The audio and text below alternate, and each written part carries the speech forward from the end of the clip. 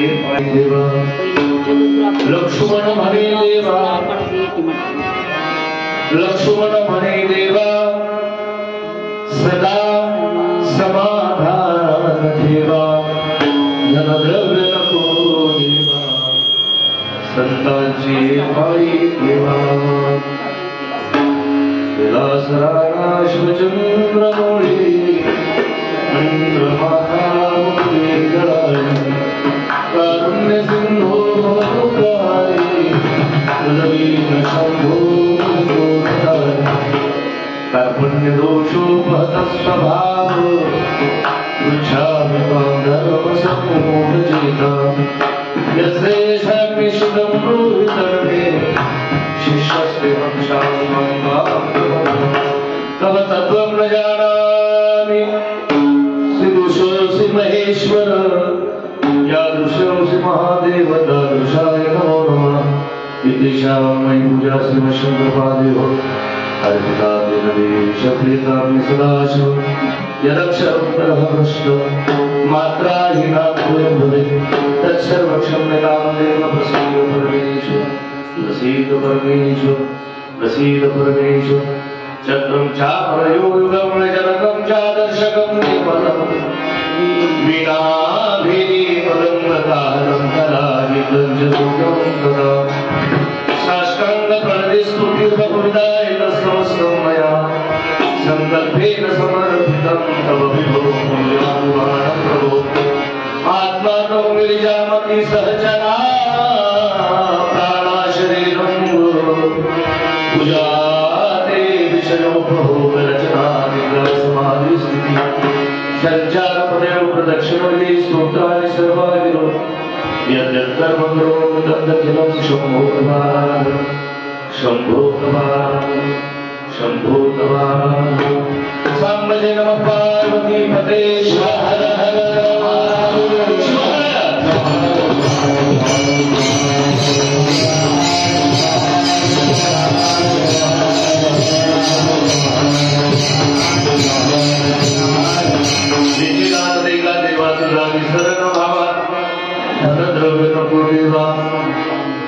संतांची पायी देवापासून प्राप्त प्रसंगी पवित्र अशा पुण्यस्थळी कीर्तनरूपी सेवेकरता निवडलेला आहे. शैव संप्रदायातील अगदी कलशस्थानी स्वरूप दिसणारे शिवसंत लक्ष्मण महाराजांचा हा अभंग मागणी प्रकरणातला आहे. काय मागावं, कसं मागावं, का मागू नये हे संतांना कळत असतं. लक्ष्मण महाराजांनी जे मागणं मागितलंय हे त्यांच्याकरता मागितलं तर समाजासाठी मागितलं ते अतिशय महत्वाचं आहे. जीव मागत असताना स्वतःसाठी मागतो. जीव जो आहे हा मागताना स्वतःसाठी मागत असतो. संत मागत असताना ते जीवासाठी मागत असतात. त्या जीवाचा उद्धार व्हावा यासाठी मागत असतात. म्हणून अतिशय सुंदर असा हा अभंग मागणीपर काही अभंग आहे. त्या अभंगामध्ये मला हा अभंग सुंदर वाटला, साधा वाटला, सोपा वाटला. परंतु या अभंगाचं चिंतन जर आपण केलं तर अभंग आम्ही जगू शकत नाही, म्हणू शकतो. चिंतन असं आहे, ह्याची दान देगा देवा तुझा विसर न व्हावा हे जीवाला अपेक्षित आहे का नाही? जीवाला हे अपेक्षित नाही. दान तो मागतोय, जीव हा दान मागतो. तुझा विसर न व्हावा हे तो मागू शकत नाही.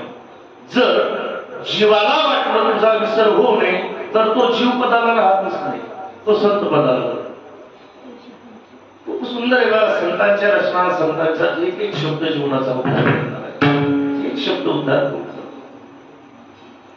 माऊलींची ज्ञानेश्वरी जी आहे त्याच्यामध्ये एकतरी ओढी अनुभवावी म्हणून मागणं मागत असताना इतर दिवसाचं कीर्तन वेगळं, स्थितीपर काही अभंग असतात, संतपर असतात, भक्तीपर असतात, पण मागण्याचं कीर्तन ज्या कीर्तनकाराच्या वाट्याला येतं बर का, त्याला सांगताना विचार करावा लागतो.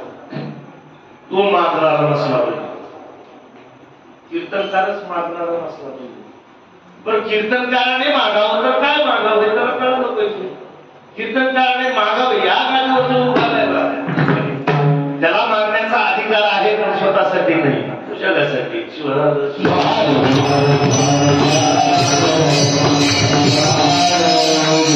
सुंदर चिंतन आहे बघा. संतांचे शब्द प्रेम असतात, अनुभवातले असतात. कवी कविता करत असतो, कवी नेहमी सांगतो, कवी एखाद्या रेल्वेमध्ये बसलेला आहे किंवा बसमध्ये बसलेला आहे. तो बसमध्ये बसलेला असताना किंवा रेल्वेमध्ये बसलेला असताना सहज खिडकीतून बाहेर बघतो. बाहेर बघितल्यानंतर त्याला झाडं पळताना दिसतात, पर्वत पळताना दिसतात. हे पळत असताना त्याच्या मनामध्ये कल्पना येते, झुक झुक झुक झुक अंतरंगारी फुलांच्या रेषा ऐकलं असेल ना, फुलांच्या रेषा. अरे तो बघतोय सगळं. पळती झाडी पाहूया, कल्पना आहे, त्या कवीची कल्पना आहे. म्हणतोय पळती झाडी पाहून तो सांगतोय आम्हा सर्वांना, आपण असं असं करूया, मामाच्या गावाला जाऊया. पण मामाच्या गावाला तो अजून गेला नाही. मामाच्या गावाला फक्त संत गेलेले. शिवार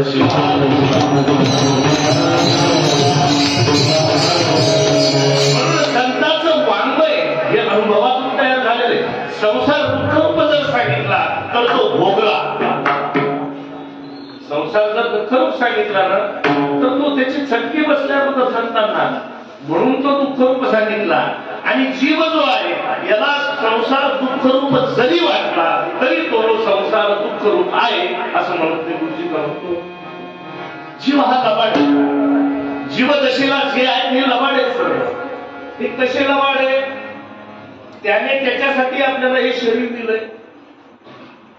ज्याने आपल्याला शरीर दिलंय, या शरीराने परमार्थ करावा, या शरीरामध्ये संत सेवा घडावी, या शरीरामध्ये गुरुसेवा घडावी, या शरीरामध्ये मोक्ष प्राप्ती व्हावी, या शरीरामध्ये शिवप्राप्ती व्हावी, यासाठी हा मुख्य कारण प्रयोजन याच हे. परंतु जीव हा प्रेमळ आहे, लबाड आहे, चोर आहे, खोटा आहे.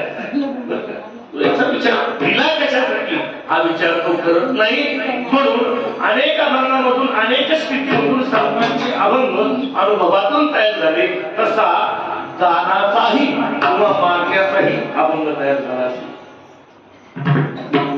आता विचार करण्याची गोष्ट आहे, जे स्वतः संत स्वरूप आहे, जे स्वतः शिव स्वरूप आहे, त्यांना काही मागण्याची गरज नाही. त्याला काय मागण्याची गरज जाणार आहे? जो जीवनमुक्त अवस्थेला गेलेला आहे त्याला काही मागण्याची गरज जाणार आहे. जीवनमुक्त जो झालेला आहे त्याला काय मागण्याची गरज? मागण्याची गरज कुणाला आहे? ज्याची झोळी रिकामी आहे त्याला. मागावं कुणाला? जो झोळी भरू शकतो त्याला. आजचा अभंग हा मागण्याचा आहे. शैव संप्रदाय असेल, वैष्णव संप्रदाय असेल, हा प्रघात आहे. 8 दिवस हा जो सप्ताह असतो यामध्ये अनेक प्रकारचे चिंतन होतात आणि उपांत्य दिवस जो असतो हा मागणीचा असतो.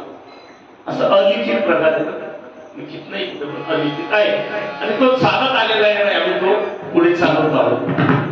या अभंगामध्ये शिवसंत लक्ष्मण महाराज मागणं मागतात, दान मागतात. याची चकारात्मक बोलली. याशिवाय दुसरं दान नको, च लावलं च. मला हेच पाहिजे, म्हणजे याच्या व्यतिरिक्त मला दुसरं नको. लक्ष्मण महाराज म्हणाले, हेची दान देगा देवा. दान मागितलं, दानाला नाव ठेवलं नाही. उत्तरार्धामध्ये म्हटले, तुझा विसर न भावा हेची दान. उत्तरार्ध मागितलं, तुझा विसर न भावा हेची दान. तुझा विसर न भावा तीनदा म्हणतोय. कारण चकारात्मक शब्द ज्यावेळेस संत वापरतात त्यावेळेस त्या शब्दाला महत्व प्राप्त होतं. अंडरलाईन करायचे त्याच्याकडे. हेची देवा तुझा विसर मला होऊ नये. आता त्याचं का होऊ नये? देवाचा विसर का होऊ नये 4-5 दिवस ऐकलं असेल तर ऐकले देवाविषयी आपण शिवाविषयी चिंतन ऐकलं असेल का होऊ नये तर तो सुखदाता आहे म्हणून त्याचा विसर झाला नाही पाहिजे तुझा विसर व्हावा मग मागत असताना पुढे म्हणाले नको म्हणाले पण काय धनद्रव्य नको देवा बघा मी तुमचा पहिल्यांदा म्हटलो मागणीचं कीर्तन करत असताना बोलणं सोपं आहे पण आचरणामध्ये आपलं कठीण आहे आता मला म्हणण्याचा अधिकार नाही कोणता धनद्रव्य नको देवा मला म्हणण्याचा अधिकार का नाही तर तुम्ही मला द्रव्य देणार बरोबर आहे अधिकार नाही आम्ही बोलतोय पोटासाठी आचरण अतिशय महत्वाचं आहे म्हणून जो निस्पृह आहे जो निस्पृह आहे जो निष्काम आहे त्याला अधिकार आहे मागणीच्या कीर्तनाचा म्हणून दुसऱ्या चरणामध्ये म्हटले धन द्रव्य नको देवा जे जीवाला पाहिजे ते सर्व नको मग काय करा तुला मागणं संतांची पायी ठेवा एकूण मागणी किती झाली तुझा विसरण व्हावा एक धनद्रव्य नको हेही मागणंच आहे धनद्रव्य नको देवा ही मागणंच आहे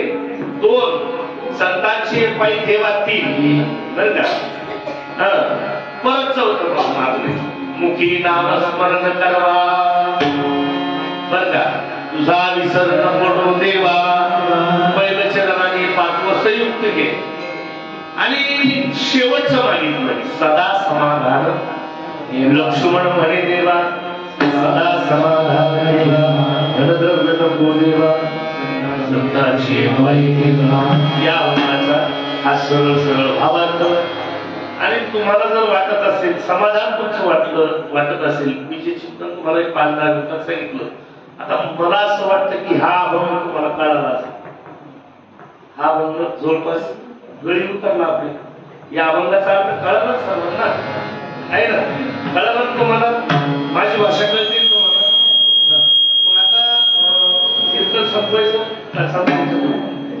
आता कळलं आपल्याला वर्म कळलं झालं वर्म सर्वेश्वर पूजनाचे आपल्या वेळेमध्ये बरोबर पावणे 8 आपल्याला कीर्तन सोडायचे पावणे 9 सुरू झालं गुरुजींचा आदेश मलाही लांब जायचंय रनिंग करत जायचंय तुला म्हणून या ठिकाणी चालू असलेला हा अखंड शिवनाम सप्ताह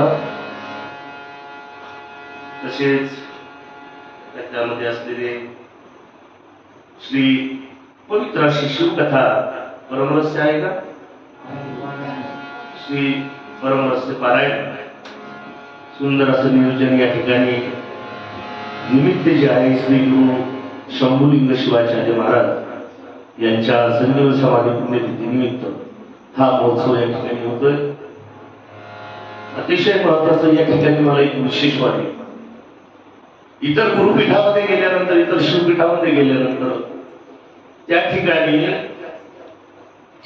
गादीवर जो बसला असतो याला पूर्वीचं नाव नसतं या ठिकाणी विशेष वाटलं होतं जो या गादीवर या इथल्या गादीवर जे महाराज बसतात त्यांना त्या महाराजांचं मूळ पीठाचं नाव दिलं जातं हे अतिशय महत्वाचं आहे त्यागेवर घ्यायचं आज जे महाराज आता आज जे गुरु महाराज या गादीवर आहेत त्यांनी त्यांच्या पहिल्या नावाचाही त्याग केला किती त्याग आहे मोठा किती त्याग त्या नावाला सुद्धा ते विसरून गेले आजकाल त्यांचं नाव जर विचारलं कदाचित आता त्यांचं चिंतनच असं तद्रुपता झाली कशाची या गादीशी तद्रुपता त्या ठिकाणी झाली आणि अशीच तद्रुपता या ठिकाणी आपल्याला देवाशी व्हावी हा महत्वाचा विषय त्यासाठी हे कीर्तन आहे लक्ष्मण महाराजांनी खूप सुंदर सांगितलं कीर्तनाचा महिमा खूप सुंदर सांगितलेला आहे तत्पूर्वी या ठिकाणी उपस्थित असलेले गुणीजन शिवभक्तपरायण विजू महाराजांचे आमचे आप्पा 4 ठाण्याहून आले आणि मन्मथ महाराज सुंदर गायक आपण सुंदर टाळकरी मला सर्वांचे नाव परिचयाचे नाही विनेकरी माझ्यासोबत असलेले शिवभक्तपरायण शिवभक्तपरायण विष्णू महाराज जिरेकर सुंदर असे आमचे भक्त म्हणून भक्तराज महाराज सुंदर भक्त निवाय आणि ज्यांनी आमंत्रित केलं असे असणारे विद्याविभव वैभव ज्यांना आम्ही म्हणतो असे असणारे गुरांनी यांना गुरांनी गुरुजी. चला चिंतनाकडे वळूया आणि आपण उपस्थित असलेले सर्व कीर्तनाचा महिमा वर्णन करत असताना लक्ष्मण महाराज खूप सुंदर सांगितलं का करावं का करावं हे कळालं पाहिजे. पहिलं परमार्थ हा अनुभवाची गोष्ट आहे. परमार्थ टाईपस्ट अजिबातच त्याला म्हणूच नाही. अंतःकरणात तो भाव सुद्धा निर्माण होईल. परमार्थ अनुभवाची गोष्ट आहे. देव ही वस्तू अनुभवाची आहे. वाचातीत आहे, शब्दातीत आहे, गुणातीत आहे, निर्गुण आहे, निराकार आहे. मग शिव भोगा आम्हाला भोगायला मिळावं. कीर्तन का कशासाठी तर कीर्तन हे परिवर्तनासाठी. कुणाच्या परिवर्तनासाठी? वाईटातून चांगलं व्हावं का चांगल्यातून वाईट व्हावं? काय व्हावं? माझी भाषा कळते ना. आता भाषेत फरक असतो. मी 200 किलोमीटर लांब राहतो. आमच्या तिकडं मेल्यानंतर माणसं पुरतात बघा आमच्या भागामध्ये. त्यामुळे महाराष्ट्रातले असते म्हणून मराठी भाषेची आरा वेलांची थोडी कमी जास्त असेल पण कळत असेल. थोडा विरोध करण्याचा प्रयत्न केला असो त्याची माफी असावी. कारण तो विनोद आधी करतच नसतो. काय चाललं होतं आपण? परिवर्तन हे वाईटातून चांगल्याचं व्हावं का चांगल्यातून वाईटातून चांगल्याचं व्हावं का चांगल्यातून वाईटाचं व्हावं? वाईटातून चांगल्याचं व्हावं. मग आम्ही कीर्तनाला येतो या अर्थाने वाईट आवडतं नाही आमचं चांगलं व्हावं असं आहे का? परिवर्तनाचं साधन कीर्तन ही खूप मोठी ताकद आहे. कीर्तन परंपरा खूप मोठी ताकद आहे. लक्ष्मण महाराज म्हणाले कीर्तनी काळाचे कीर्तनी गोसावी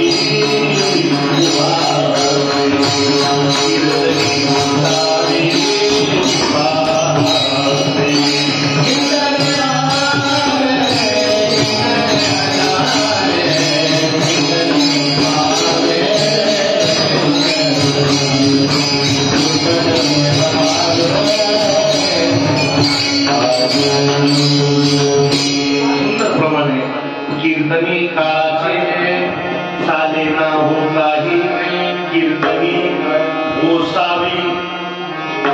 भगवंताला काय म्हटले? गोसावी. इतर देवांचा जर विचार केला आणि भगवान शिवाचा जर विचार केला, भगवान शिवाला पाहिल्यानंतर खरंच गोसावी वाटतात. काय नाही त्याच्याकडे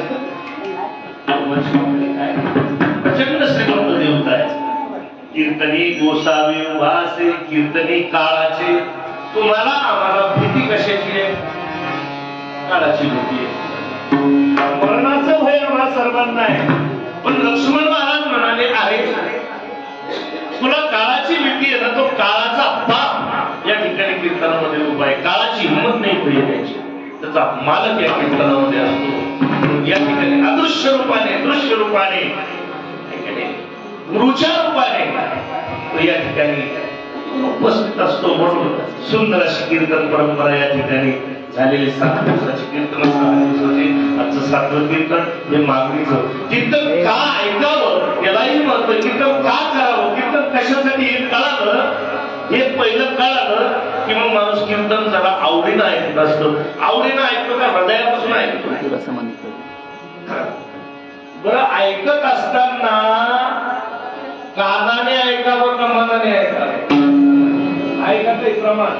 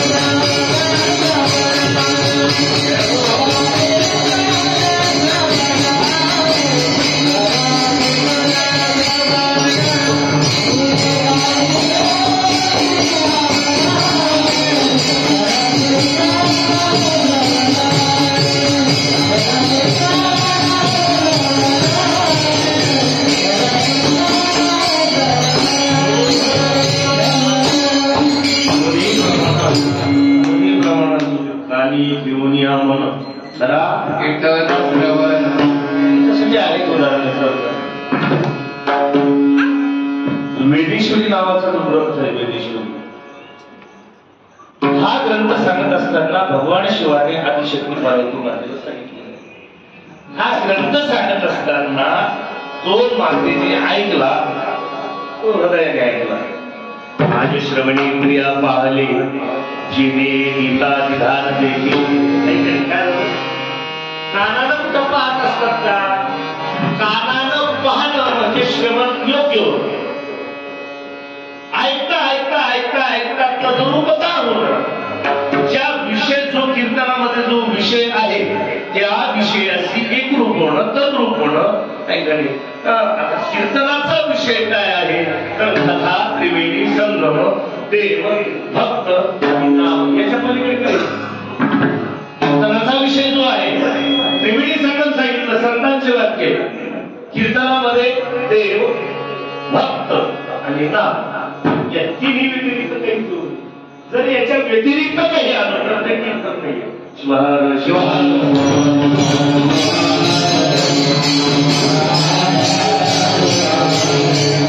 श्रवण करत असताना विषय असा पडला होता, कीर्तन का करायचं, का ऐकायचं, याचं मूळ जर आपल्याला कळालं नाही तर कीर्तनामध्ये ऐकताना श्रवणाची गोडी निर्माण होते. श्रवणाचा अधिकारी एकदा झाला पण तो सांगणारा अधिकारी असणार नाही. श्रवणाचा अधिकारी झाला त्याचा विषय जर देव असला, सांगणाराचा आणि ऐकणाराचा विषय एक असावा का भिन्न असावे. म्हणून काही काही काय वेळेस काय होतं बघा, असे अनुभव आम्हाला येतात. मी गुरुजी मी दोन्हीकडे कीर्तन करतो. वारकरी संप्रदाय तरी माझे भरपूर कीर्तन आहे, जवळपास 90% कीर्तन. त्यामुळे कधी कधी असा अनुभव ऐकायला कीर्तनाला जात असतानाच मध्ये काही गायतात महाभारत आणि भारतात महाराष्ट्रात जरा हसवा. काय म्हणतात, सूचना काय दिली आम्हाला? हसवा. कीर्तन हसण्यासाठी, रंगण्यासाठी. कीर्तनामध्ये श्रवण करत असताना भगवान शिवाशी, आपल्या गुरुशी तद्रूपता व्हावी. चिंतने चिंतने तद्रूपता हे शास्त्र सांगतंय. ज्या विषयाचं आपण चिंतन करतो त्या विषयाशी आपण एकरूप व्हावं. काही बाईचं मुलीचं लग्न झाल्यानंतर त्या संसाराशी एकरूप होत असते. तिच्या माहेरला दिसते, बाकी सगळं दिसते. जी आपल्या सासरवाडीत जाऊन आपल्या सासरवाडीच्या लोकांशी एकरूप होते, नवऱ्याशी एकरूप होते, तिचा संसार सुखाचा होतो. आणि जी सासरला जाऊन आईचं ऐकते ती कधीही रडतात. बरोबर आहे ना? असं होतंय जगामध्ये. जे होतं ते आता सांगण्याचं काम. म्हणून या ठिकाणी विषय असा आहे, कीर्तन ऐकत असताना तुमचा आणि माझा विषय झाला पाहिजे. त्याला सुंदर बोलली आहे. हृदया हृदय एक झाले. काय झालं? तुमचं हृदय आणि माझं हृदय एक सांगू का तुम्हाला? माझ्यातलं सांगणार, तुमच्यातलं ऐकणार वेगळे एक आहे. त्यामुळे तुमच्या जमिनी माझ्या नावावर करू. तुमच्यातलं ऐकणार, माझ्यातलं सांगणार एक आलं. सर्वाघटी एकच, सर्वाठाई यत्र यत्र स्थितो देव सर्वव्यापी महेश्वर यो गुरु सर्वदेवानां यकाराय नमो नमः. यत्र यत्र स्थितो देव. अरे आपलं वर्णन नाही, देव ज्या ठिकाणी आहे यत्र यत्र स्थितो देव, कोणताही देव असो, सर्वव्यापी महेश्वरा हे सर्व भगवान शिवानी व्यापलेलं आहे. यो गुरु सर्व देवाना, सर्व देवांचा गुरु असणारा यकाराय नमो नमः. बरोबर आहे ना? अकाराय, उकाराय, मकाराय, शिकाराय हे सांगितलेलं. याच्यामध्ये यकाराय, यक्ष स्वरूपाय, जटाधराय, विनायकास्ताय हे जे लक्षणं सांगत असताना सर्व देवांचे गुरु भगवान शिव. आणि या शैव संप्रदायामध्ये किंबहुना या शैव कुळामध्ये आम्ही जन्म घेतला. भाग्यवान आहोत. शिवहर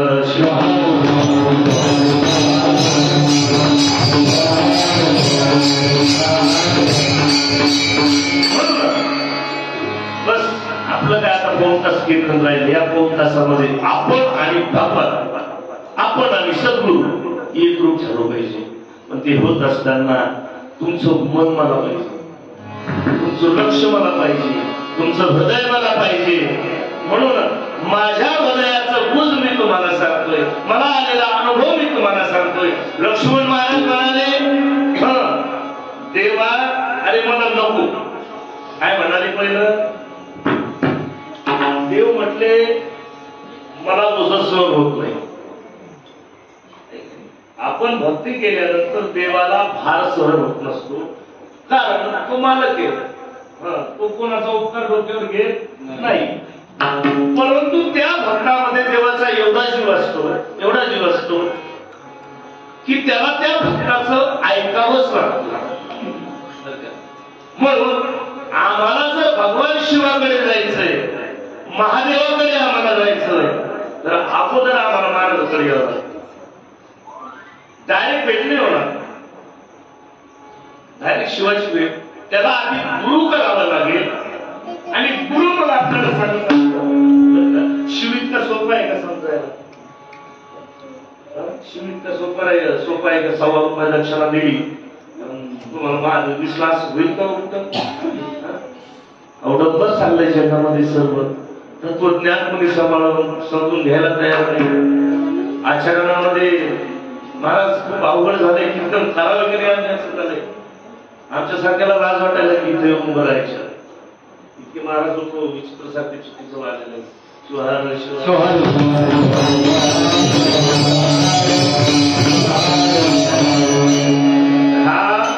हा विषय गोड आहे. श्रवणम कीर्तनम ही 9विधा भक्तीमध्ये 2 नंबरची भक्ती कीर्तन आहे आणि 1 नंबरची भक्ती तुम्ही जी करता ही आहे श्रवण. या दोन्ही भक्तीने यापैकी कोणती करा. 9विधा पैकी 9 भक्ती सांगितले, याच्यापैकी कोणती करा. नामस्मरण करा, काही येत नाही, श्रवण करा, ऐका. या भक्तीने सुद्धा तुमचा उद्धार होतो. म्हणून या ठिकाणी संत परंपरेमध्ये संत जे आहे की मागत नाही. जीव जो आहे हा मागितल्याशिवाय जीवाचं मागणं हे नाशवान आहे. जीव मागून मागून काय मागितलं? ज्याला देव कळाला नाही तो जीव, ज्याला शिव कळाला नाही तो जीव, ज्याला शिवच कळाला नाही तो कोण आहे? ज्याला शिव कळाला तो जीव राहत नाही. ते संत होतात, ते शिवस्वरूप होतात, ते ब्रह्मीभूत होतात, ते ब्रह्मस्वरूप होतात. त्याला अनेक शब्दांनी त्यांची गती ती होत असते. म्हणून या ठिकाणी या नरदेहामध्ये आल्यानंतर संतांना आणि तुम्हाला आम्हाला दिलेलं शरीर हे एकच आहे. संतांना काही एखादा पाय शिल्लक नसतो किंवा एखादा डोळा शिल्लक नसतो. जे संतांचं शरीर आहे तेच आमचं शरीर. काय फरक आहे? आपण कोणत्याही संतांकडे तुम्ही जा, अगदी माऊलीपासून इथपर्यंत या सर्व संतांचा देह हा दिसायला सारखाच आहे. त्यांना 2 हात 2 पाय सर्व त्याच्या ठिकाणी बुद्धी, आमच्या ठिकाणी आवरण नावाचा दोष जो आहे. आवरण म्हणजे पांघरू. आवरण म्हणजे जे पांघरल्यानंतर आतली वस्तू दिसत नाही त्याला काय म्हणायचं?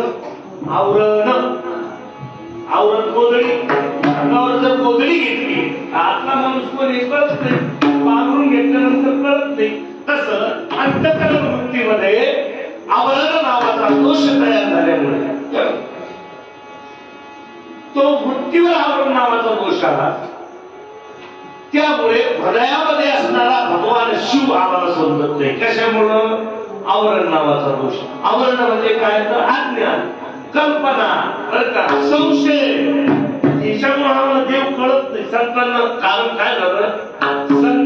संतांनी आवरण नावाचा दोष काढला, प्रयत्नाने काढला, तो सोपाने काढला. तो कशाने जातो?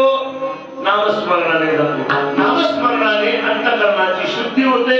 अंतःकरण शुद्ध झाल्यानंतर जे तुझ्या जवळ आहे ते प्रगट होतोय. तू कसा आहे? सच्चिदानंद. आपण कसे आहोत? चिदानंद रूप शिव. कसे आहोत? चिदानंद रूप शिव.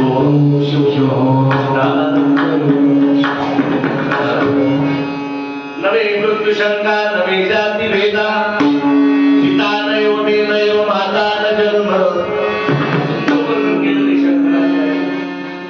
निर्विकल्पो निराकार रूपो हे सगळं मी काहीच नाही. मनोवृत्ती अहंकार चित्ताविनाहं न च श्रोत्र जिह्वे न च घ्राण नेत्रे न च लोम भूमी न तेजो न वायु चिदानंद रूप शिवोहम. पण कधी म्हणणं वेगळं खरं शिवोहम वाटणं वेगळं. म्हणणं सोपं आहे हो. म्हणणं एकदम सोपं आहे. कीर्तन सांगणं एकदम सोपं आहे. काही अवघड नाही कीर्तन सांगणं. पण कीर्तन जगणं अवघड.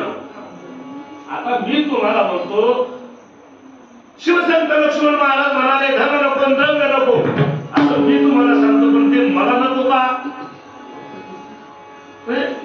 खूप कठीण आहे. परमार्थ जे कुणाच्या गोष्टी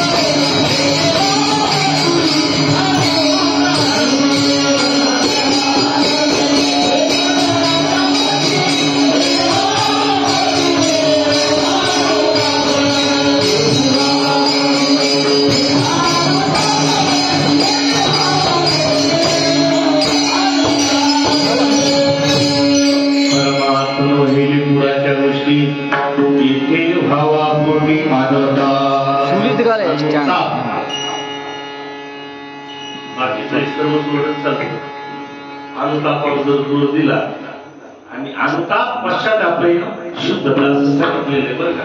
अनुताप जरी अनुताप मामुली माझा आत्मा आला बरं का असं सांगितलेलं. ज्याला अनुताप झाला बरं का तो शुद्ध होत असतो. म्हणून अनुताप होणं लेकराची गोष्ट नाही.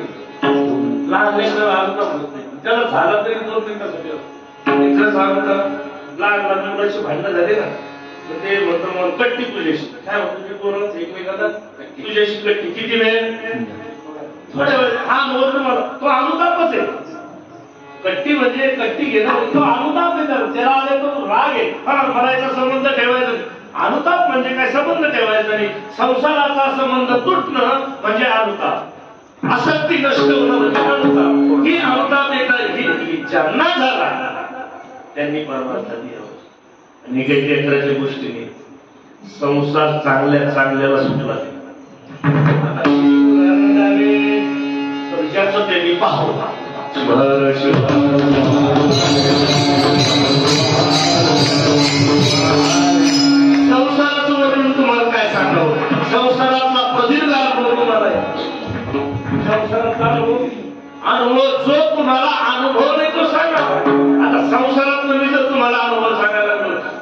हसता, तुम्हाला हसू येईल, विनोद वाटेल का, ते रोज तुमच्या जीवनात घडतंय बरं का. पण तुम्ही हसता, तुम्ही रडायला पाहिजे. ज्या दिवशी तुम्ही रडले त्या दिवशी तुम्हाला अनुभव झाला असं समजायचं.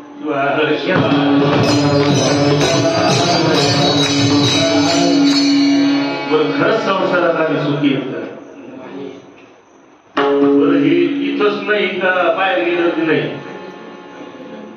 आपण बाहेर गेल्यावर पण सुखी नाही असं म्हणतो का?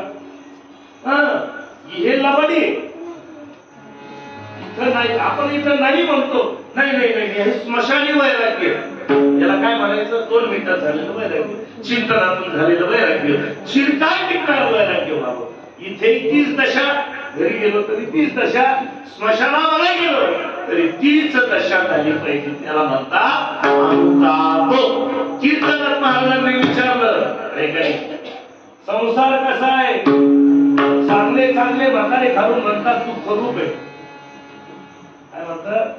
दुःख रूप आहे.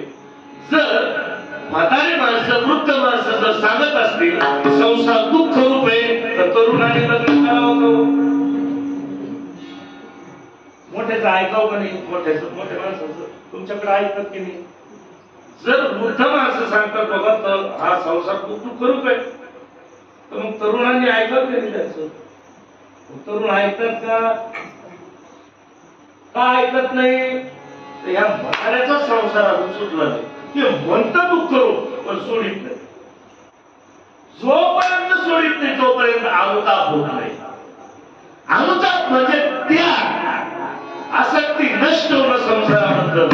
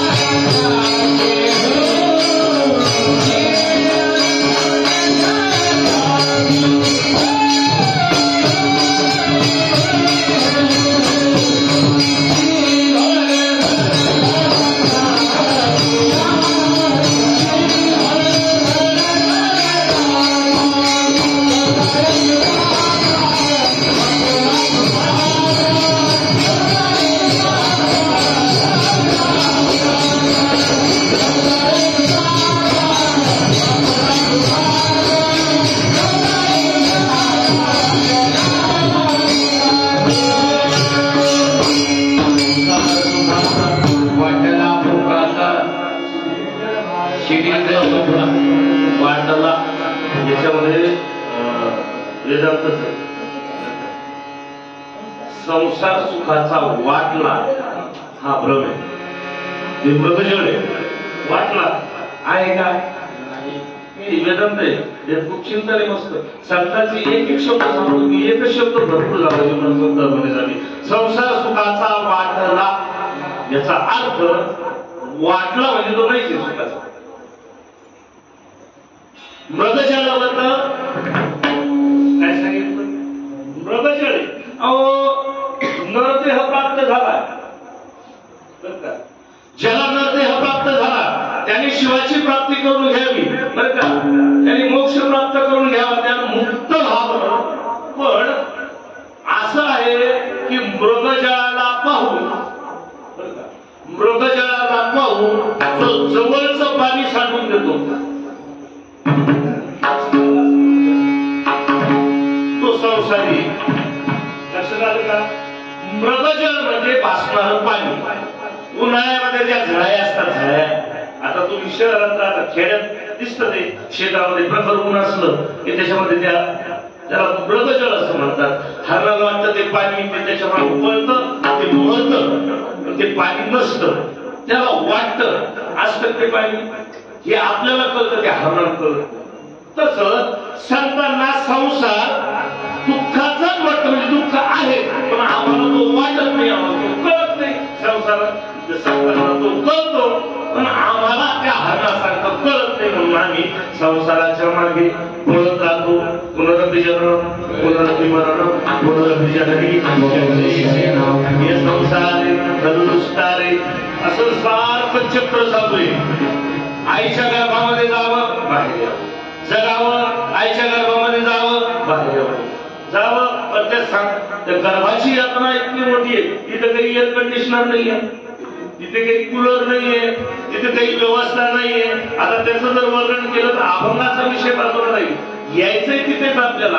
हे सर्व ज्याला अनुताप झाला, ज्याची संसाराची आसक्ती सुटली, इथून आपण बाजूला गेलो होतो, अनुताप ज्याला झाला त्याची संसाराची आसक्ती सुटली, ज्याची संसाराची आसक्ती सुटली ते संत रूपाला प्राप्त होतात. मग असे असणारे संत, ज्याची आसक्ती सुटली, ज्याची इच्छा संपली, त्याचा काम संपला, काम म्हणजे त्याचा काम संपला, ज्याची इच्छा संपली, त्याचं काहीच राहिलं नाही, आसक्ती सुटली, तो मागे का हो? त्याला काय मागायचं? त्याला काय मागायचं? ज्याच्याकडे काहीच राहिलं नाही, जो या नरदेहामध्ये जिवंतपणे मुक्तीचा अनुभव घेतोय, मुक्तीचा नाही.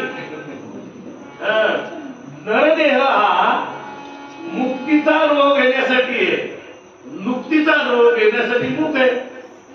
पण नरदेह जो आहे याच शरीरामध्ये तुम्हाला मुक्तीचा, याच शरीरामध्ये मुक्तीचा भोग म्हणजे देवाच्या सहवासाचा भोग, देवाच्या साक्षात्काराचा भोग, किंबहुना मी शिवस्वरूप होणं, हा भोग या नरदेहामध्ये घेतला जातो. हा भोग ज्यांनी घेतला त्यांच्यासाठी संसारातल्या मागण्या तुच्छ आहेत का श्रेष्ठ आहेत?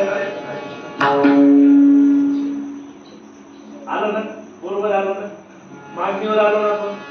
हे सर्व तुम्हाला सांगितलं, संसार तुम्हाला सांगितला, संसारापासून ज्याची आसक्ती तुटली, तो जो आहे, तो साधक जो आहे, तो मोक्ष जो आहे, तो भक्त जो आहे, तो संत जो आहे, किंबहुना तो जीव जो आहे,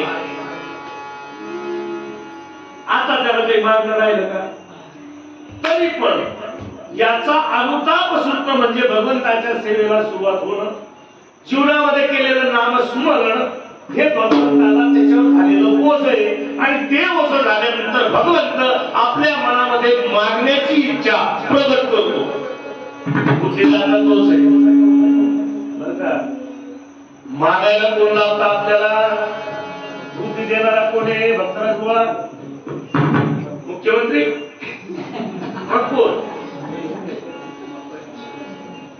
भगवान शिव आपल्याला, देव आपल्याला काय करतो?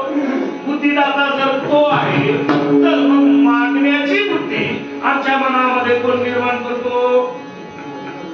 का करतो? यांनी माझं नाव घेतलं, त्याचं नाव घेऊन आता काही इच्छा निर्माण होणार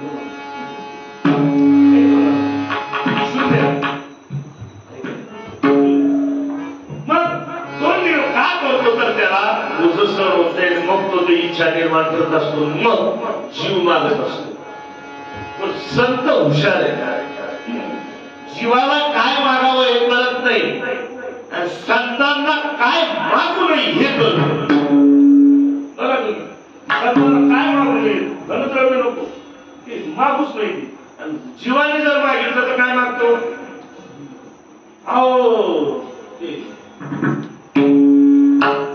नंदीनं तक्रार केली म्हणे महादेवाकडे, नंदी देवाने तक्रार केली, महादेवाकडे तक्रार केली, देवा अरे माझी मेमरी हँग झाली म्हणजे माझी कान ऐकू महादेवाकडे तक्रार केली नंदीनं. काय? माझ्या कानात इतके लोक येऊन सांगायला लागले, मी कोणाकोणाचं लक्षात ठेवून कोणाकोणाचं तुला सांगू? तुमच्याकडे आहे का? नंदीच्या कानात सांगतो बरं काय तरी मेमरी मागणारे किती झाले? किती मागणारे? बरं, एक मागणारा एकच मागतो का अनेक मागतो? बरं, जो मागतो त्याला ते मागितलं त्याच्यातच लक्षात राहतं का? हे खूप गंभीर विषय आहे. याला सामान्य भक्ती म्हणतात. ही पामराची भक्ती, ही आपली भक्ती नाही.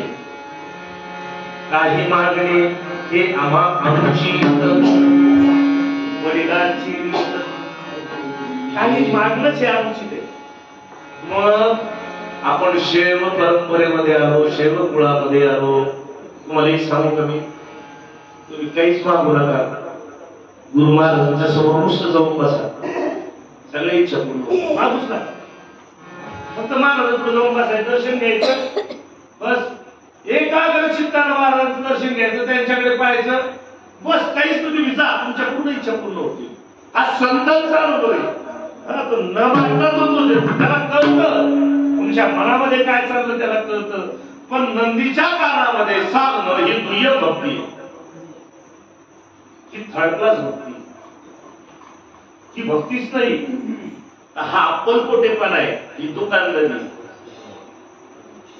काहीच करायचं नाही, नुसतं जायचं माझ्यावर एक पाणी आपलं घातलं, लगेच नंदीच्या कानात सांगायचं तांब्या पाणी घातलं बरं का. ज्या इच्छा काय इच्छा सांगा, मागण्याचा अनुभव मुद्दा माता त्याच्यामध्ये चिंतनच येतं. मी तरी काय करू, येणारच माझ्या मुखाला. आता किती मागू, काय मागू? बरं, जे मागतो हे नाशवाद मागतो का शाश्वत मागतो? जे मी मागतो धन आणि द्रव्य हे नाशवान आहे का शाश्वत आहे? जे सोबत येतं हे शाश्वत आहे, जे इथंच राहतं ते खोट आहे, ते नाशवान आहे. नाही बरं, मग मागतो कोणतं? मागाव. मागणारे वेळे कशा आले? संत शहाणे का वेळे? काय मागितलं पहिल्या चरणामध्ये?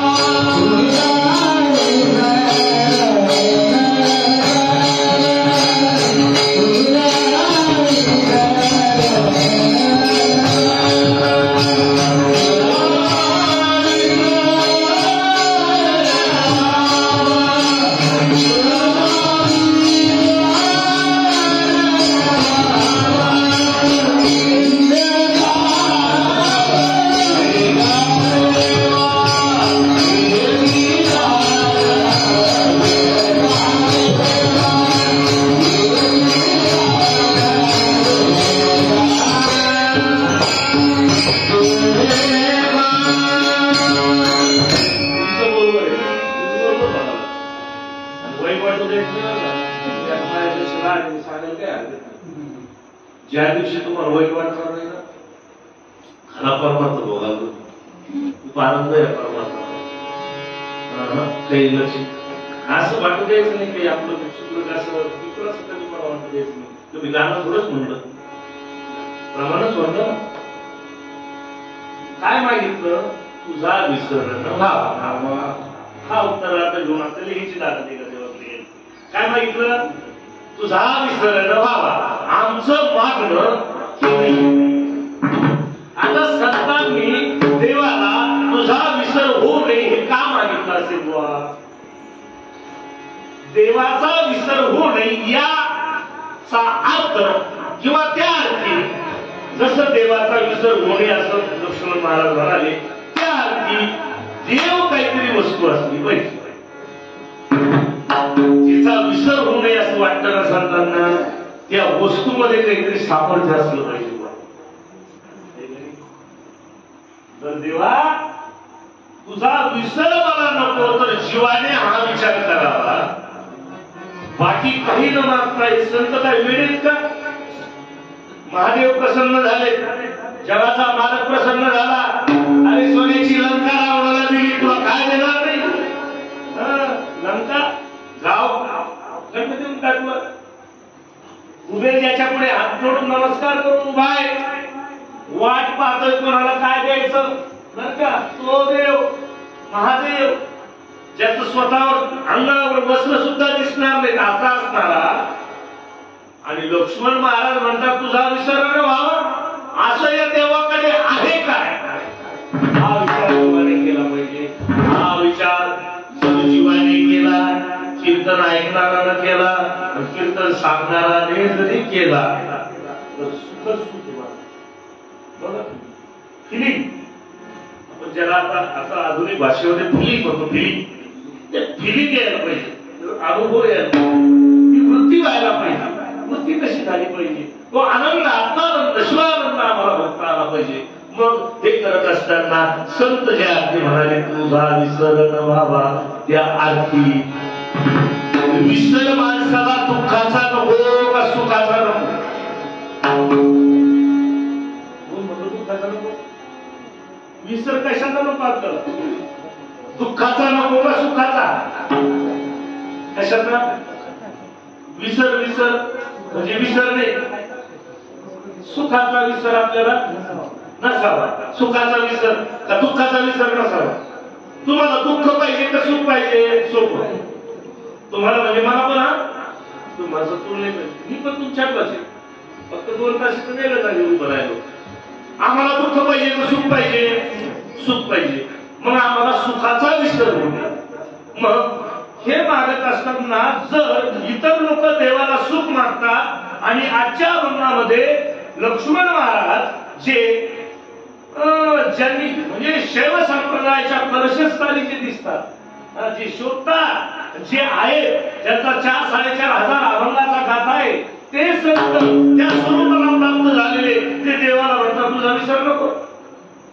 त्याचा अर्थ असा आहे की ज्याचा विसर नाही म्हणतात तो सुखरूप आहे. शिव कसा आहे, देव कसा आहे, हे त्याचं वर्म आहे. मग जर देवच आला आपल्याकडे तर सुख मागायची गरज पडेल का? काय मागणार? जर देवच आला आपल्याकडे, देवच आला तर सुख काय मागायचं? सुख झालं घरी, मग आता काय राहिलं मागायचं? संत मागायला हुशार आहे. संत आपली खूप येडवट असतात मागणारी, खूप येडवट. एक येडवट असत होतं, त्यानं महादेवाची उपासना केली आणि महादेव त्याला प्रसन्न झाले. मागणं कसं असतं बा, प्रसन्न झाल्यानंतर वरमगृही, मी तुला प्रसन्न झालो, काय मागायचं ते माग. त्यांनी महादेवाला पाहिल्यानंतर आता तो सामान्य मागणारा, आपल्यासारखं येड मागणारा कसा असता, कसा असावा आणि कसा असू नये हे तुम्हाला सांगतो. मागणारे संतांसारखे, लक्ष्मण महाराजांसारखे, शिवदास महाराजांसारखे, मोहम्मद माऊलीसारखे हे मागणारे संत आहेत. आणि हा म्हणे देवा काय नाही, बायकोचं नाक चेपते तेवढं सरळ कर. काय मागितलं? खरंच चक्क होतं बरं, मी होतो लागणार त्याची.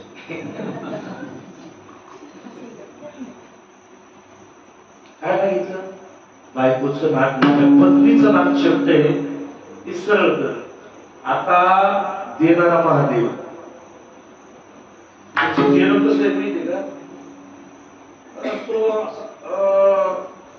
त्याचं देणंच असं आहे, तो काहीच जवळ ठेवत नाही. त्याचं देणं इतकं मोठं आहे. महादेव म्हणाले तथास्तु, देव म्हणाले तथास्तु. बायको घरी काम करत होती, जे घरातून नाक निघलं महाराज, नाक जे निघलं आंबाच वगैरे सरळ रोड नसायचं जातो नाही, असं वाकडं सरळ दिलं. त्याला सरळ मागितलं होतं ना, सरळ गाव सांगा मला. हे सरळ निघलं असं लातूरच्या पलीकडे चाललं, त्याला पाहिलं, ते अवघड झालं. परत गेलो देवाकडं, देवा वरमगृही सांग काय पाहिजे तुला, कमी कर. आणि काय म्हटलं?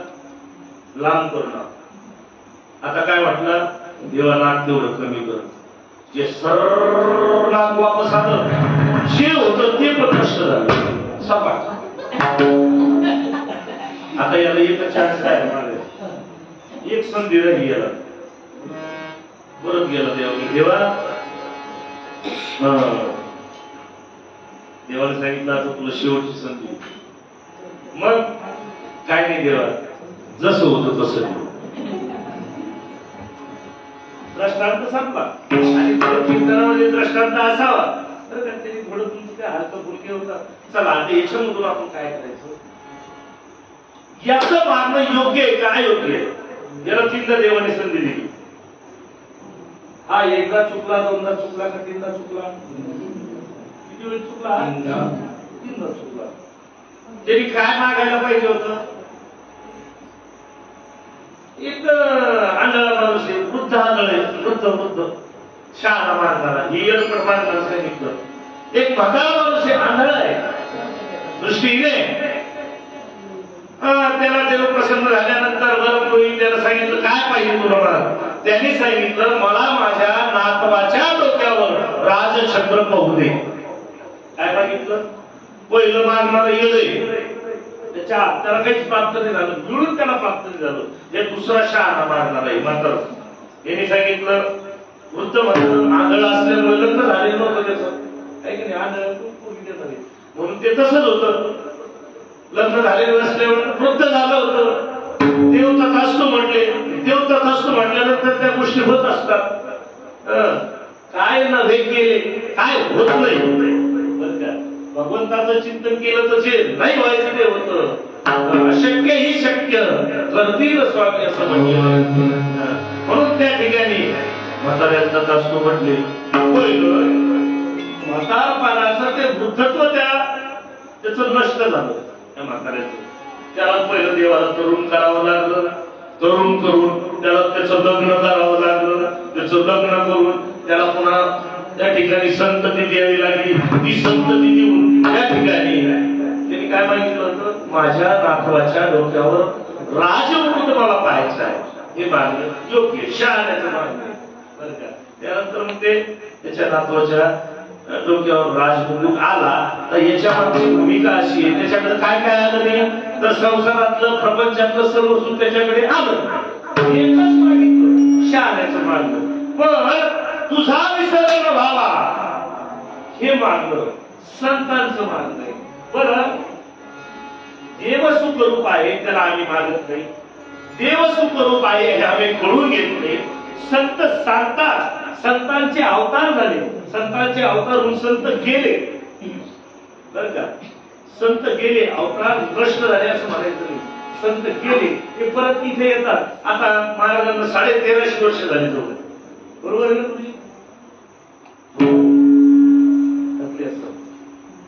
नाही पण माझं कीर्तन दिवसभर 1350 वर्ष पूर्वीचं हे देवस्थान. महाराजांना जाऊन 1350 वर्ष झाले, पण महाराज इथे आज आहेत की नाही त्याची अनुभूती बऱ्याच लोकांना इथे आली असं. मी तर पहिल्यांदाच आलो, समोर उभं राहिल्याबरोबर कळतं काय. ज्यांना ते काय म्हणतात त्याला इंग्रजीत काय म्हणतात त्याला, जे असं प्रसरण पावतात आपल्याकडे येतात ते आहेत, ज्याची अनुभूती आपल्याला ते देतात. वेव्स त्याला काय म्हणतात? त्याला मराठीत काय म्हणतात? स्पंदन. त्याला स्पंदन म्हणतात. काय म्हणतात? स्पंदन. महाराज तिथे पण मी आहे इथे, ते आपल्याला अनुभूती देत असतात, त्याचे स्पंदन इथपर्यंत येतात. पॉझिटिव्ह एनर्जी निर्माण होते, नकारात्मक विचार नष्ट होतात. किती तुम्ही टेन्शन मध्ये असा, इथं आले तुम्ही महाराजांचं बसले दर्शन घेतलं, सगळं विसरता की नाही. आता तुम्ही इथं कीर्तनाला आल्या तर किती तुमच्या मनात आलं, ग्रुप लावलं का असं ते आलं. पण मला या घरी मालिका चालू असेल, आता सुख म्हणजे काय असतं असं कोणा डोक्यात आलं का? ज्याच्या डोक्यात आलं ते कीर्तनाला अधिकारीच नाही. आता ती मालिका असते साडेदार, तुम्हाला काय माहिती, आम्हाला कीर्तन नसतं काय मालिकाच पाहतो.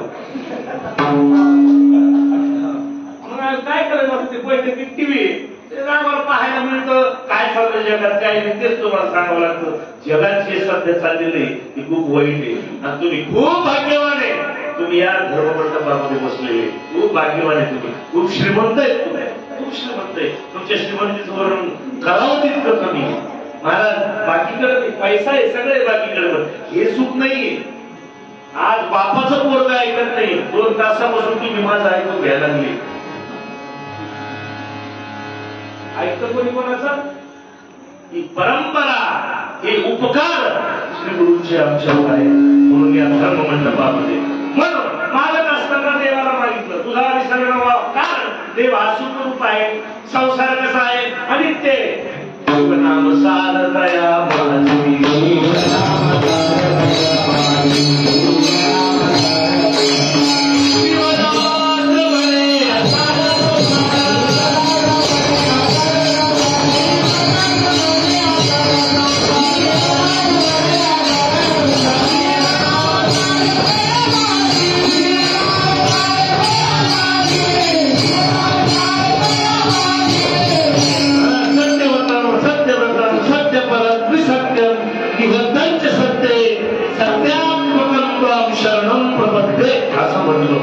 सत्य म्हणजे सत्य सार सार शिवदास म्हणे असार संसार, संसार असार म्हणजे खोटा आणि सार म्हणजे सत्य. शिव कसं आहे? सत्यम शिवम सुंदर. हे खरं तर वेदवाक्य बरं का, याचं गाणं तयार होतं. खरं तर ते भगवंताच्या रूपात ते वर्णन करणार, गुणाचं वर्णन करणार वाक्य. शिव कसा आहे? शिव सुंदर, जो सुंदर आहे, जो सत्य आहे, त्याची शरणागती केली पाहिजे. मग जो सत्य आहे, तो खरा आहे, जे खरा आहे ते सुखरूप आहे. म्हणून मागणी करत असताना संतांनी देवच मागितला. देव आल्यानंतर सुख मागलं नाही का? जो स्वतः सुखरूप आहे, त्याच्याजवळ सुखाची राशी आहे बरं का. तो आला की तुम्हाला सुख होतं. कुठं होतं? तर कीर्तनामध्ये शिवार शिवार नामस्मरण करत असताना होतं का नाही होत तुम्हाला? सगळ्या होते बरं का. एक सांगतो तुम्हाला, मला कीर्तनाला बोलवा बोलवा, सगळ्यांना नाही होत. ज्याचं पुण्य उदयाला आलं, अनंत जन्मीच्या सुकृताच्या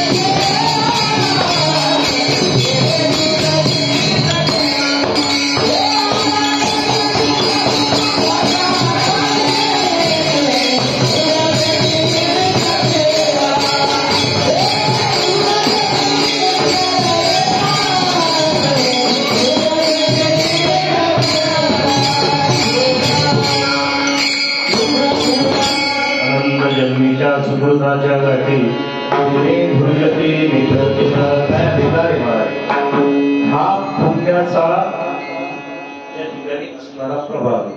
कशाचा? पुण्याचा. पुण्य कशाने निर्माण होतं? तर पुण्य हे भगवंताच्या नामस्मरणाने निर्माण होतं. शास्त्र सांगतं, त्याला श्रुती माता सांगते, पुण्यस्य फलमिच्छन्ति पुण्यमिच्छन्ति मानवा न पाप फलमिच्छन्ति पापं कुर्वन्ति यत्नदा. पुण्यस्य फलमिच्छन्ति, पुण्याचं फळ सुख आहे, पण जीव पुण्य करत नाही. न पाप फलमिच्छन्ति, पापाचं फळ दुःख आहे, पण जाणून पाप केल्याशिवाय राहत नाही, याला जीव म्हणतात. आणि याचं पुण्याचं जर झालं नाही तर याला कधी प्राप्ती होणार? संतांच्या भेटीसाठी आणि देवाच्या भेटीसाठी पुण्य लागतं महाराज. आता काय एवढा समाज आहे अंबाजोगाईमध्ये इथे जे लोक बसले ना, इथे जे बसले, त्या परिसरात जे असतील जे कीर्तन ऐकतात, एवढा समाज एकावर किती समाज येते. पण अनंत जन्मीच्या सुकृताच्या गाठी त्यांच्या त्या ठिकाणी असणारे भाग्यामध्ये म्हणा, त्यांच्या कर्मामध्ये म्हणा, त्यांच्या प्रारब्धामध्ये म्हणा, हे सुकृत नाहीये. का? त्यांनी केलेलं पाप इथे येऊ देत. सिद्धांतच आहे. कीर्तने वैष्णवान निद्रे नागविले म्हटले, मन माझे गुंतले विषय सुद्धा. हा विषय सुद्धा धर्ममान झाले, बंगले मस्त एसी लोकले, काही घेणं देणं नाही, काही मला नाही, काही त्याची भीती राहिलेली नाही. अरे मरणाची कार्य काही आठवण काही नाही. विसरलेत लोक, विसरले काय होईल काय होईल. कलीचा प्रभाव सुरू झालेला आहे. कलीचा प्रभाव सुरू झालेला आहे. पहिल्यांदा आवडीनं पेपर वाचा वाटायचा, पहिल्यांदा आवडीनं न्यूज पाहावं वाटायचं. आता भीती वाटते. पेपर काढल्यानंतर असंख्य बलात्कार आणि असंख्य खुनी याचा मला वाचायला पाहिजे. त्यापेक्षा ते न वाचल्यानंतर पाहिजे मला असं वाटायला लागलं. जे इकडे येतील ना त्याचं जीवन पुढे सुखाचं राहील. बघू खूप अवघड आहे, खूप अवघड आहे. त्याचा अनुभव तुम्ही रोज घेतला, रोज काही घटना चालू चला जात आहे.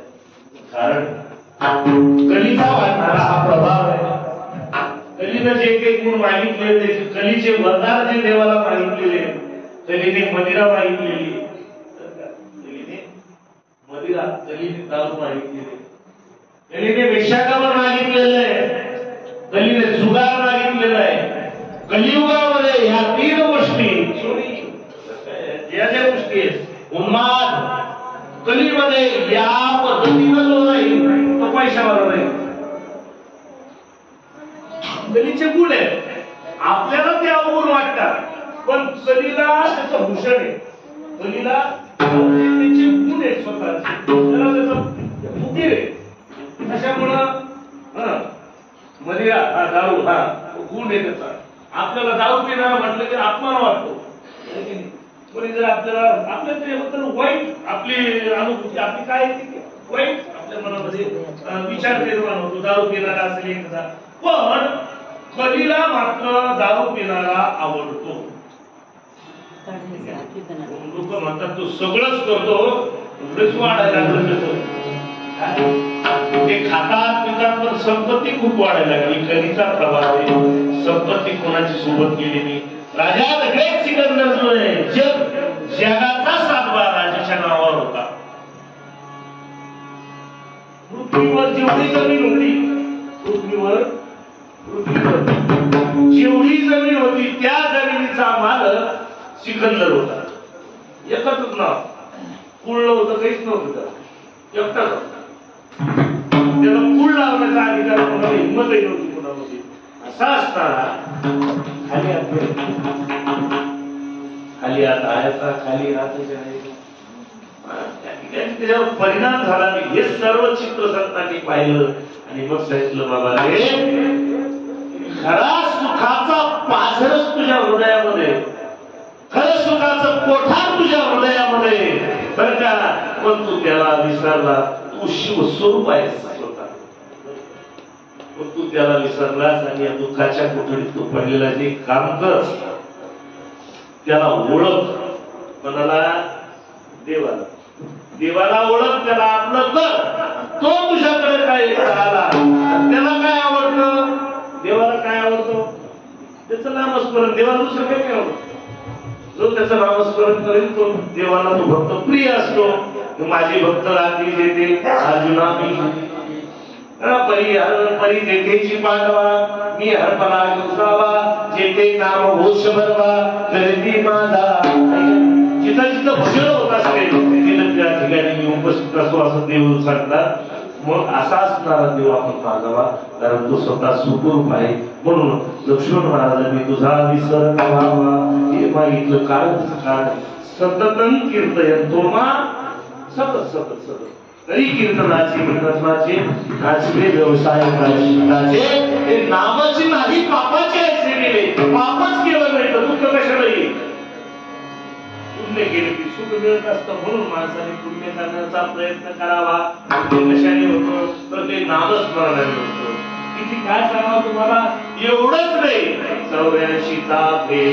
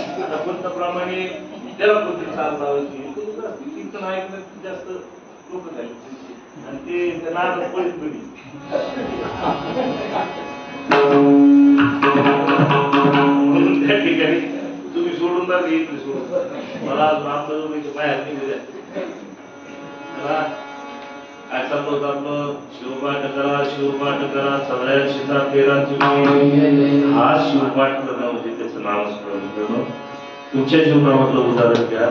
एकदाच बायको नाव घेतली तर हे आयुष्यभर त्याचा वापर. ती एकदाच नाव घेतली, उखाण्यात नाव घेतली, हा दिव्याचा रे एकदाच नाव घेतलं. एक दिवस आली घरी मर करायचं. घरी गेले पाकिट द्यायच्या का एकदाच नाव घेतलं. अरे आमच्या सारख्या सडकेचं एकदा नाव घेतलं ती तुझं सुखात येतो. जगाच्या मालकाचं नाव घेतलं तुला काय मिळणार नाही, काय मिळणार नाही जगाच्या मालकाचं. अरे एकदाच बायको नाव घेतली, आयुष्यभराची सुख तिचं सुखात ती राहती, आयुष्यभराची सोय तिची होती.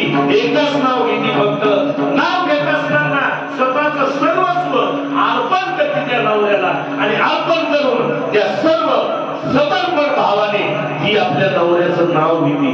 आयुष्य सुखाचं होतं. हा तुमचा माझा अनुभव आहे. आपण बेजारे या मजेत आहे.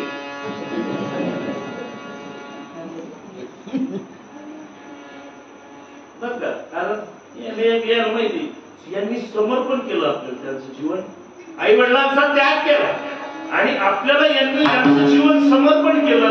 आयुष्यभराची सोय लागली. आता सगळी जबाबदारी कोणाकडे? आपल्याकडे माणसाकडे सगळी जबाबदारी असते, तद्वत असतात.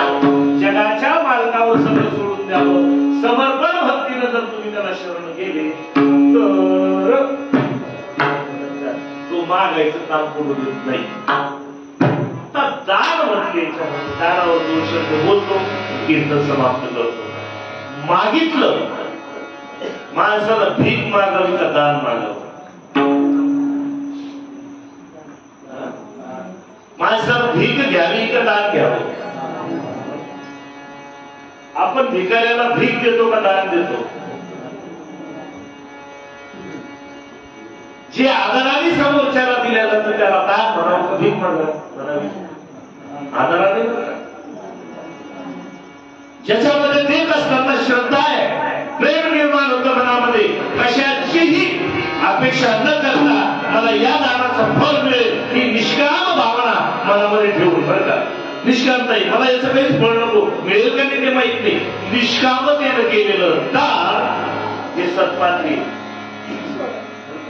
दान. याची दान चकारात्मक बोलली, हेची चकारात्मक म्हणतात. दानामध्ये 2-3 प्रकार आपण समजू. 3 प्रकार आहेत, सात्विक दान आहे, राजस दान आहे आणि तामस दान आहे. आता मागणाराही 3 प्रकारचा आहे. मागणाराही 3 प्रकारचा आहे. तो सात्विक, काही सात्विक मागतात, काही तामस मागतात, काही राजसी मागतात. जसं याचं त्याच्यामध्ये भरपूर ओवे आहेत. शीतलाला स्त्रिया गायल्या ऐकावे, स्त्री रूप डोळा पहावे, सर्वेंद्रिय ऐकावे स्त्री तिची, हे तामस आहे. सतत स्त्रीची अपेक्षा करतो, बाईची अपेक्षा. तामस का हा दुसरं काही मागत नाही, फक्त स्त्रीच असत. मग मागताना असं मागायचं, काही देवाला रूप मागतात. देवाला रूप मागावं मागू नये. देवाला रूप म्हणजे दिसतं म्हणतात ना, मी असं सुंदर. बरेच लोक आज शकलो 24 तासात 3-4 तास तरी दिवसातून 50-60 वेळेस तरी आज शकलो. ज्याला केस जास्त येतो, जो गोरा येतो जास्तच पाहिजे, ज्याचं नाक लई सरळ येतो पुन्हा नाक पाहतो, आहे सरळ होतो, सतत रूपाकडे पाहतो. रूप टिकतं का? मग रूप मागावं का? नाही, कारण ते जाणार. हा भाव शिवाच्या ठिकाणी असणारा भाव हा जो आहे हा मुळातच चुकीचा आहे. त्याचं मागणं चुकीचं आहे, त्याचं वागणं चुकीचं आहे. माऊलीने खूप सुंदर ओवी दिली का,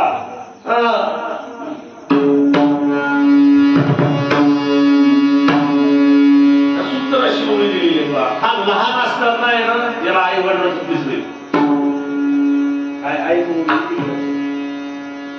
लहान असताना आई वडिलांचं पिसय, मोठं झालं की बायकोचं पिसय, आणि म्हातारं झालं की नातवाचं पिसय.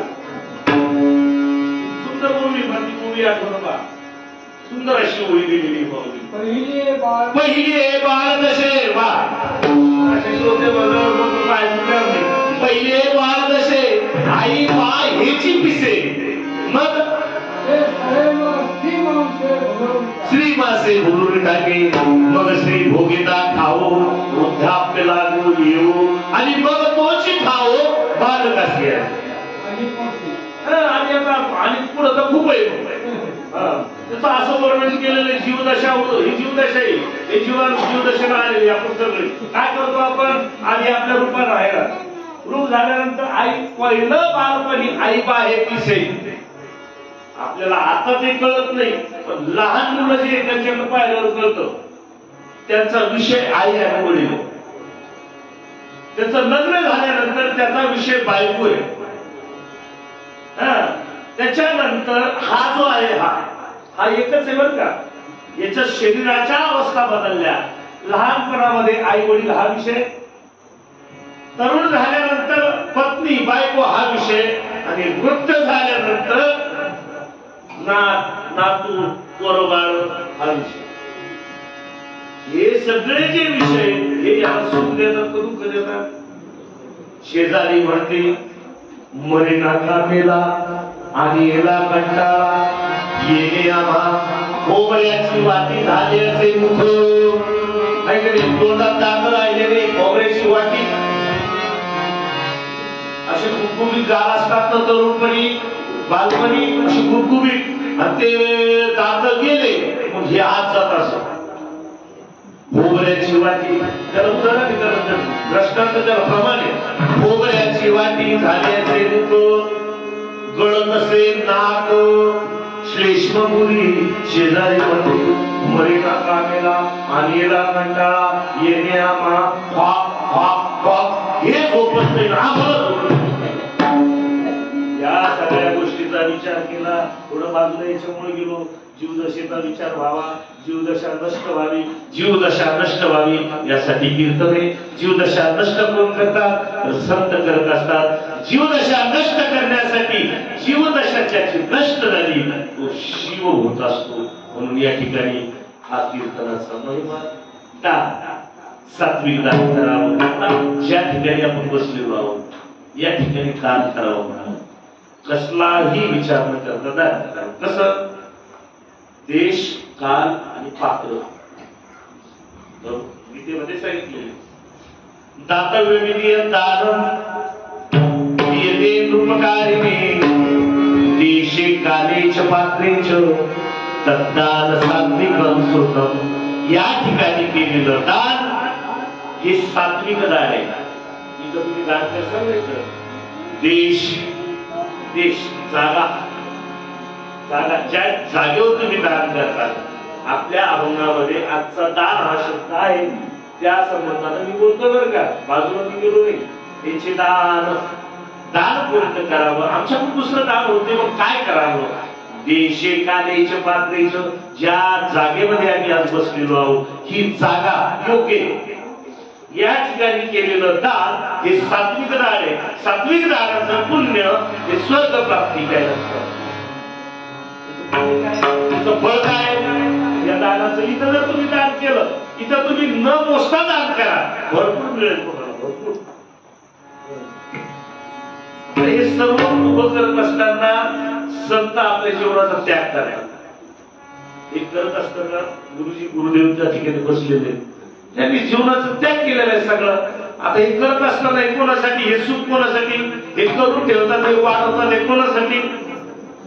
सोबत येते हे त्यांनाही माहिती. पण या ठिकाणी जो दान करेल तो योग्य दानाला म्हणजे तो अधिकारी योग्य दानाचा सात्विक दानाचा. देश म्हणजे जागा.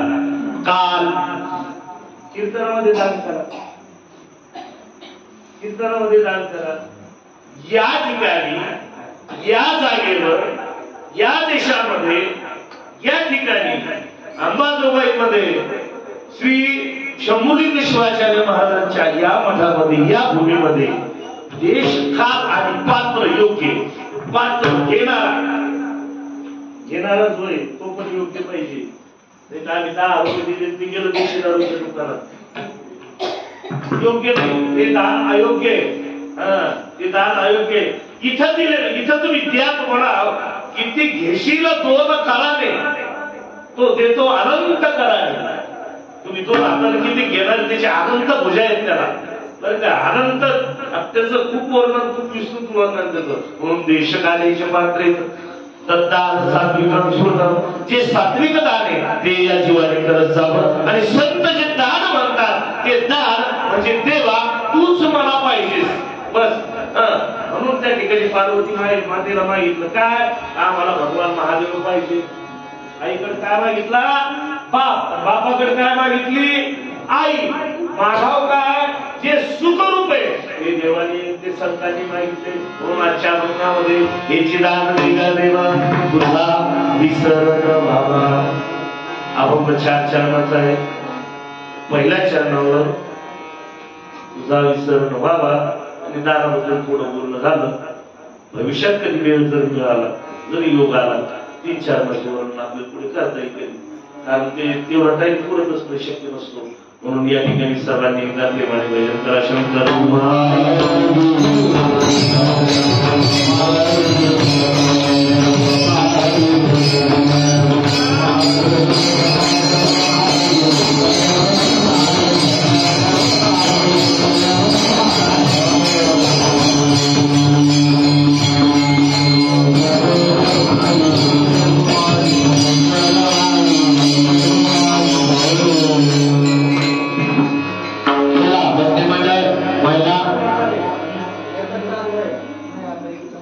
शेवटची आहे ना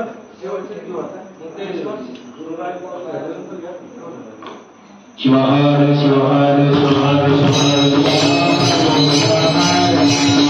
काय असतं माहिती का, ह्या काही ज्या पद्धती आहेत या पद्धतीमुळे आपल्यामध्ये मतभिन्नता होऊ शकते. त्यामुळे एक समजून घेतलं पाहिजे, एकमेकांनी समजून घ्यायचं. काही भागामध्ये वेगळ्या वेगळ्या पद्धती असतात, वेगळे. आता जाम समर्थनाला जर तुम्ही गेले ना तर तिथं नवऱ्याला बायकोच्या पाय पडावं लागतं. ही पद्धती तिथली खरंय बरं काय मोठं नाहीये, खरंय. जाम समर्थला रामदास स्वामींचं जे ठिकाण आहे तिथं हे खरंय. पद्धत प्रत्येकाची अशी पद्धत असते. तसं संप्रदायामध्ये कसं असतं. तर मला एका बुजुर्ग माणसाने प्रश्न विचारलाय, तुम्ही स्वामी आहेत का? तुम्ही भगवा पटका घातला. काय विचारलं त्यांनी? त्यांची भावना वेगळी. तिथून पंथ तयार होत नाही.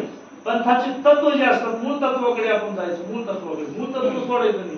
हे बाह्यरंग आहे. कीर्तनकाराने पटका कसा घातला, कीर्तनकाराने शर्ट किती भारी घातलं आहे का नाही, त्याच्या बाह्यरंगाला कोणती गाडी आहे मी पाहायचं नाही. कीर्तनकार माझ्या उपयोगाचं काय सांगतो हे पहिलं पाहिलं. यानं माझ्या उद्धाराचं काय सांगितलं हे पहिलं पाहिलं. बाह्यरंगाचा परमार्थ जेवढा करतो तेवढा करा. म्हणून या ठिकाणी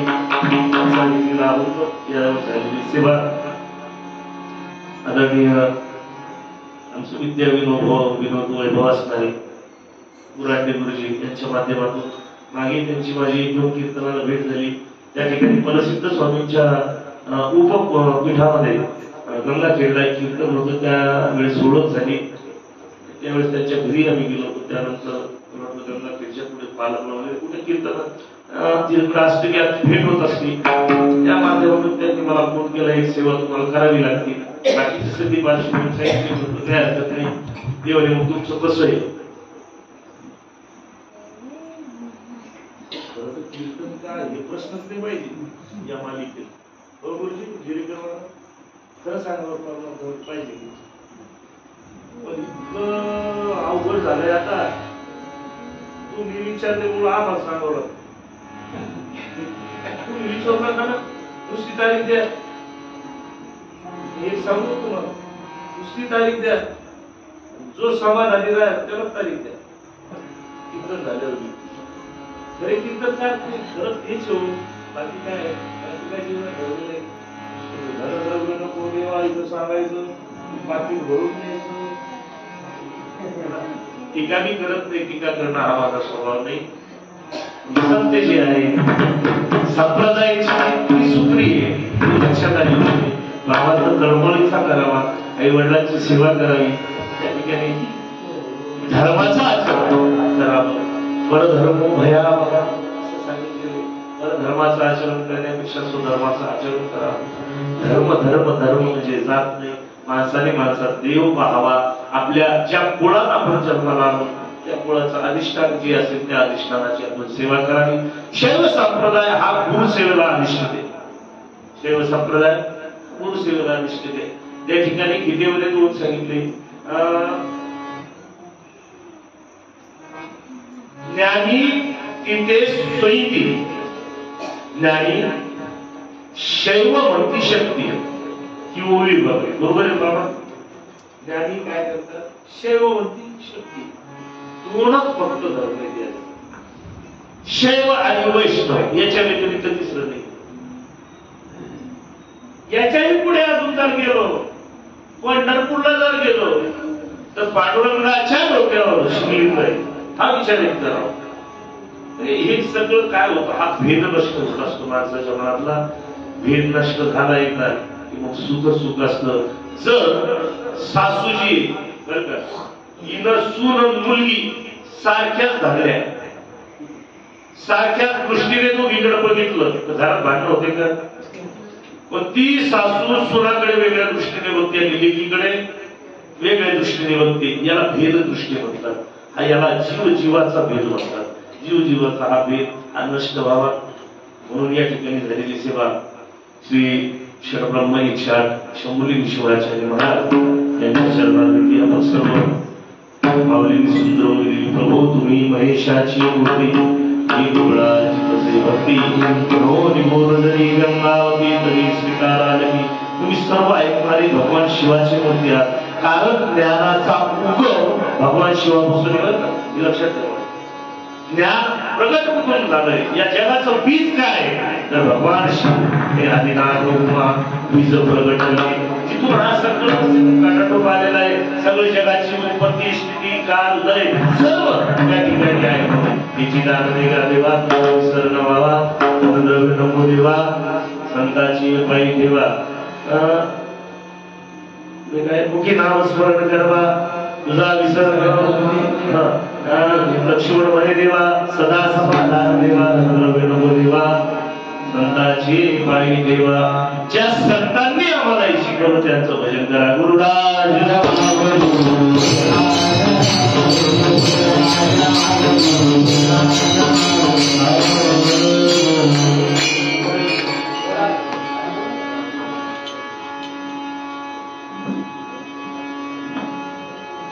अखंड शिवनाम सप्त्यातील 7व्या दिवसाचं कीर्तन रूपी पुष्प शिवभक्त पारायण अशोक महाराज गौंडर जालना यांनी असं सुश्राव्य कीर्तन सेवा या ठिकाणी सादर केलेली आहे. आणि मागणी पर अभंग त्यांनी निवडलेला होता. मागणी वास्तविक पाहता मागण्याची वेळच कुणावर गेली महाराज. कबीर म्हणलेले मागना मरण समान आहे मती कोई मागे भी मागण से मरण बघा यही सद्गुरु के मागणं कुणाला वेळच येऊ नये जीवनामध्ये हे सत्य. देवाकडे असो किंवा कुणाकडे असो हात पसरायची वेळच येऊ नये. आणि या अनुषंगाने अभंग सुंदररित्या त्यांनी सोडलेला आहे. देवाला काय मागावं आणि काय मागू नये दानाचाही अर्थ त्यांनी विस्तृत प्रमाणात चांगला असं समजून सांगितलेलं आहे. मी त्यांचा या शंभरी शिवाचार्य मंडळ संस्थांतर्फे त्यांना धन्यवाद देत ऋण व्यक्त करतो. आणि त्यांची माझी भेट आमच्या गंगाखेडला प्रसिद्ध स्वामी मठामध्ये झाली होती. आणि 2 ठिकाणी कीर्तन सेवा ऐकण्याचा योग आला. आणि सहज आमच्या शांता कदामाने तुमची आठवण केली किंवा गंगाखेडातून मला होता आहेत असं. तर तुमचा योग या ठिकाणी भाग्य की या ठिकाणी सेवा सादर करण्याचे योग आला. आणि सर्वच परळी महिला भजनी मंडळ राणी साहेब भजनी मंडळ यांचं मी या ठिकाणी अभिनंदन करत धन्यवाद देतो. आणि सर्वच या ठिकाणी टाळकरी ऐकणारे श्रोते यांना पण मी मनस्वी धन्यवाद देतो.